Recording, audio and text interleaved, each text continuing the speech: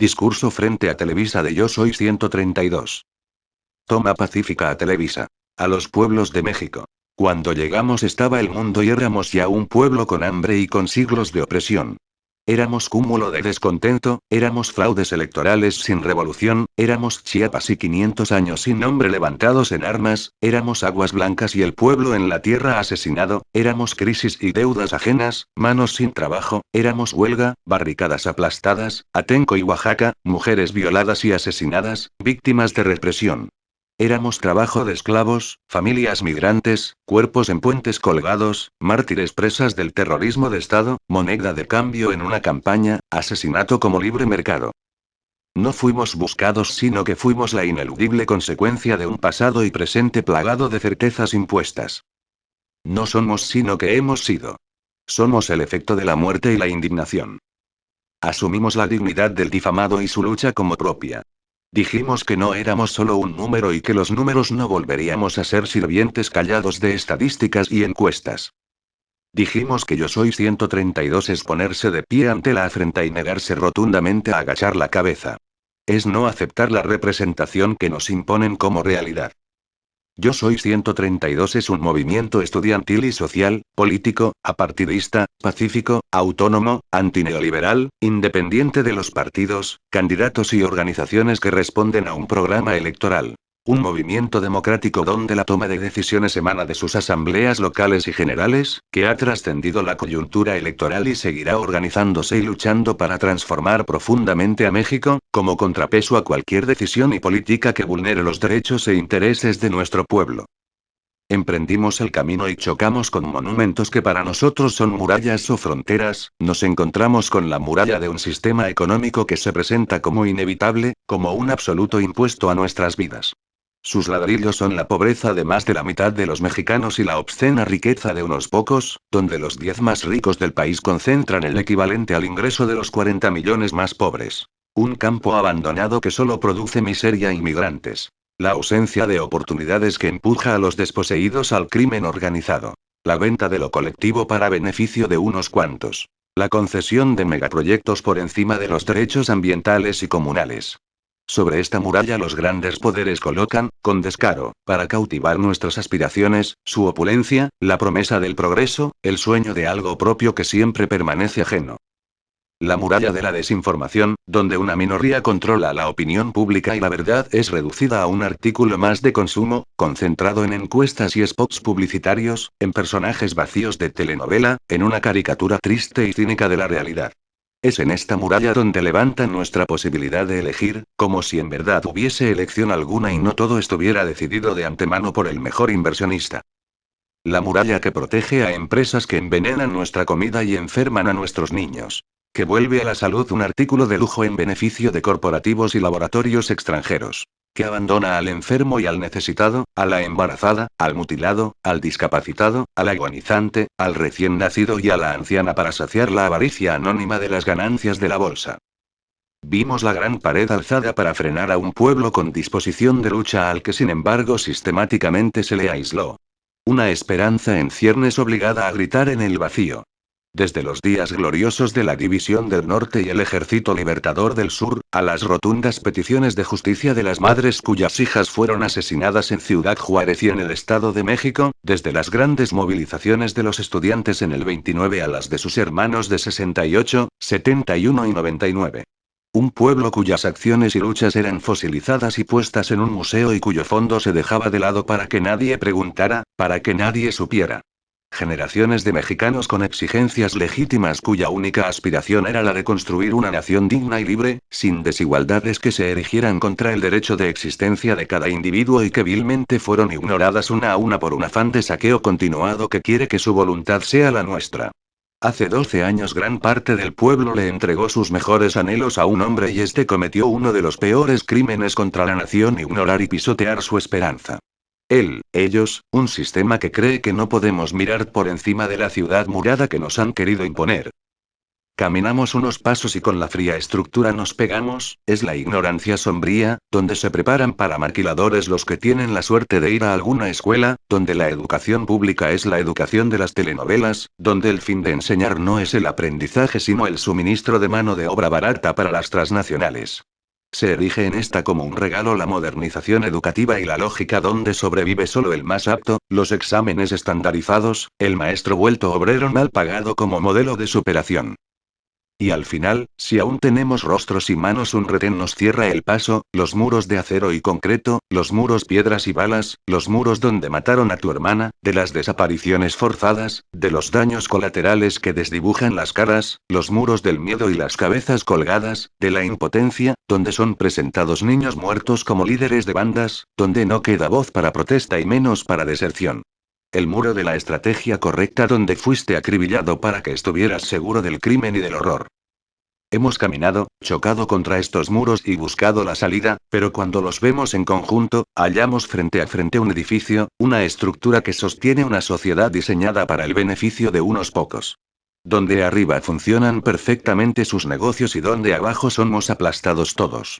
Un edificio muerto maquillado de juventud, al que le rechinan sus bisagras y puertas. No queremos edificios viejos, no queremos edificios decrépitos por su corrupción, no queremos muros que nos aplasten. Las y los jóvenes queremos edificios vírgenes. Hemos emprendido el sendero de lucha y hemos decidido caminar hacia adelante y nunca volver atrás. Con nuestros puños derrumbaremos sus muros, nuestro grito retumbará en sus oídos sordos y conmoverá los cimientos de su estructura. Nosotros, los que hemos salido a las calles, mediante la concientización, politización y organización del pueblo, con el poder de su cohesión y unidad, lucharemos por conseguir derribar sus pilares, entre todos construiremos la democracia auténtica de México y nuestro futuro, y este es el programa de lucha que proponemos. Democratización y transformación de los medios de comunicación, información y difusión. Consideramos que solo con la socialización de los medios de difusión y un modelo de medios públicos, se alcanzará una verdadera apertura mediática y se garantizará el derecho a la información y a la libertad de expresión. Cambio en el modelo educativo, científico y tecnológico. Buscaremos una educación verdaderamente laica, gratuita, científica, pluricultural, democrática, humanista, popular, crítica, reflexiva, de alto nivel académico y garantizada por el Estado en todos los niveles como obligación constitucional. Cambio del modelo económico neoliberal. La experiencia y la historia nos dan la certeza de que el mercado no es la panacea para la solución de los males sociales y que el gobierno y la sociedad deben de jugar un rol fundamental para resolver los problemas económicos que aquejan al país. Por eso lucharemos por una economía humana, justa, soberana, sustentable y de paz. Cambio en el modelo de seguridad nacional.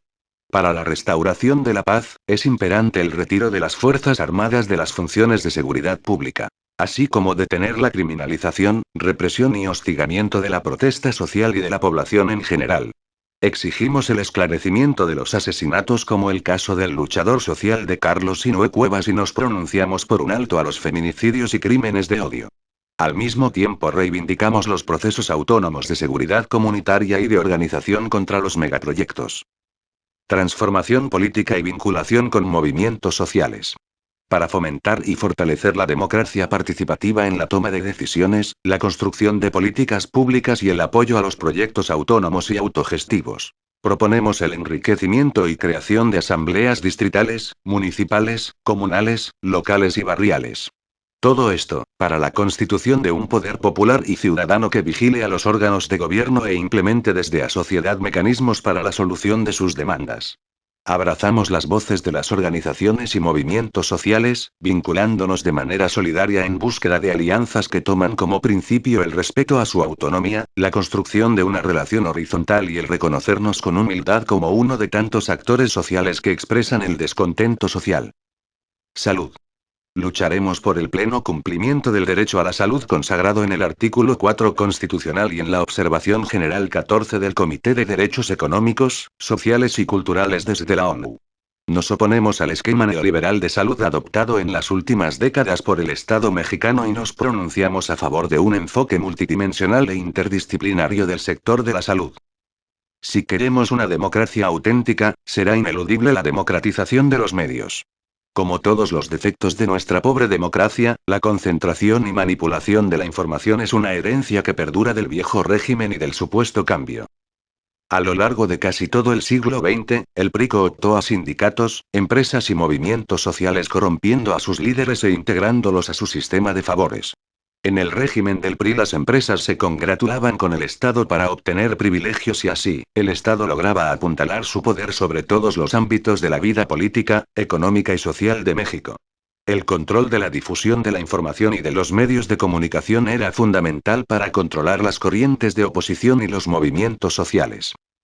El contubernio Televisa-PRI tiene más de 60 años de existencia. Emilio Azcárraga Vidaurreta, el abuelo del actual presidente de Televisa, fundó en 1951 el Canal 2, 6 años después de la creación del PRI. Azcárraga Vidaurreta concretó con el impulso del gobierno priista en turno, la concentración de los canales 2, 4 y 5 bajo una sola compañía, Telesistema Mexicano, consolidando el monopolio de la televisión de la época, el cual informaba solo lo que al PRI le convenía, distorsionando la información e ignorando a los movimientos sociales que cuestionaban las políticas gubernamentales. La manipulación más descarada fue en el año de 1968, año en el cual el movimiento estudiantil fue atacado, minimizado y censurado por el monopolio televisivo que en aquel entonces produjo 28 telenovelas, entre ellas una cínicamente titulada Pueblo sin Esperanza.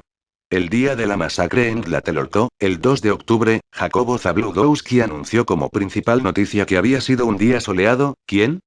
¿Quién es? Nadie. Al día siguiente, nadie. La plaza amaneció barrida. Los periódicos dieron como noticia principal el estado del tiempo. Y en la televisión, en el radio, en el cine no hubo ningún cambio de programa, ningún anuncio intercalado ni un minuto de silencio en el banquete. Pues prosiguió el banquete. Una de las páginas más negras en la historia de la comunicación mundial, pues se traicionaba el derecho humano a la información y se evidenciaba la alianza de los Azcárraga con el poder. Gustavo Díaz Ordaz, desesperado por cegar a la población ante la realidad, permitió 2 canales más, los canales 8 y 13. En 1972, por iniciativa de Luis Echeverría, los canales 2, 4, 5 y 8 se fusionaron con el nombre de Televisa, cuya dirección estaba a cargo del hijo de Azcárraga Vidaurreta, Emilio Azcárraga Milmo, alias El Tigre, quien se proclamaba un soldado del PRI y del presidente, y que decía hacer televisión para jodidos porque México era un país de jodidos. En 1993, Salinas de Gortari entregó a Ricardo Salinas Pliego la televisora Imevisión con los canales 7 y 13. En el 2002, Salinas Pliego tomó por la fuerza las instalaciones de Canal 40, acto conocido como el Chiquihuitazo. El entonces presidente Vicente Fox, al ser increpado sobre la responsabilidad del gobierno en estas acciones ilegales, pronunció cínicamente su frase célebre: ¿y yo por qué? Fox, que después de décadas inauguraba la transición a la supuesta democracia mexicana, se arrodilló ante los poderes fácticos del país, cuyo rostro más visible son los medios de difusión de información. ¿Y yo por qué? Decía el valentón que prometía sacar a patadas al PRI de los Pinos. ¿Y yo por qué? Decía el líder del voto útil, el de las grandes promesas. Poco antes de terminar su periodo, en 2006, Fox anticipó el pago de un favor al duopolio televisivo, aprobando en una discusión de 7 minutos en el Congreso, la llamada Ley Televisa, la cual permite a los consorcios el uso del espectro radioeléctrico sin ningún tipo de cargo y regulación, despojando al pueblo mexicano de un bien público que le pertenece. 2 meses después, el monopolio mediático impulsó la brutal represión que sufrieron los pobladores de San Salvador Atenco, orquestada por el gobierno federal y el entonces gobernador del Estado de México, Enrique Peña Nieto, en la cual fue asesinado nuestro compañero Alexis Benumea. Toda la información sobre las violaciones, asesinatos, agravios y atropellos fue ocultada por varios medios de difusión. Los poderes fácticos se concentran en estos medios. De los 10 hombres más ricos de México, 5 se encuentran en las mesas directivas de las televisoras. Ricardo Salinas Pliego es el segundo hombre más rico de México y casi duplicó su fortuna tan solo el año pasado. Grupo Salinas tiene empresas como Electra, Salinas y Rocha, Banco Azteca, Televisión Azteca, Itálica, entre otras. Pedro Aspe, quien fue secretario de Hacienda durante el gobierno de Salinas y dijo que la pobreza en México era un mito genial, se encuentra en el Consejo de Administración de Televisa junto con 4 de los 10 hombres más ricos de México con intereses en todos los sectores de la economía nacional. Alberto Baileres es el tercer hombre más rico de México y es dueño de Palacio de Hierro, de Peñoles, la segunda minera más grande del país, y accionario de FEMSA, quien controla los Oxxos, la cervecería Cuauhtémoc Moctezuma y Coca.